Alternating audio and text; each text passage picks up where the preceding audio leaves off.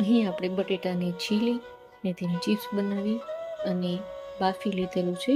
બાફવા સમયે તેમાં મીઠું નાખી અને બાફેલી છે. અહીં આપણે ચિપ્સને તપકીરમાં કોટ કરી અને તેલમાં તળેલી છે. અહીં આપણે ચિપ્સ તળી ગઈ છે. ત્યારબાદ આપણે તેલ મૂકીએ, તેમાં ડુંગળી, મરચાં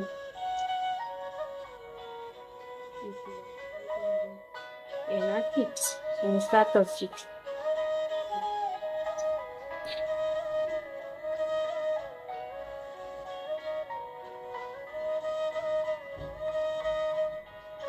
સતળાઈ ગયા બાદ તેમાં આપણે ચીલી સોસ, સોયા સોસ અને ટોમેટો સોસનું મિક્સર ઉમેરશું.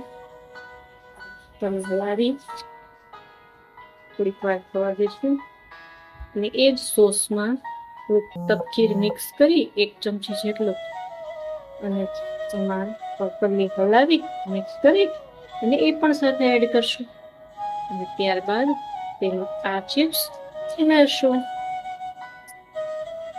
અને એને સરસ મજાથી હલાવી લેશું.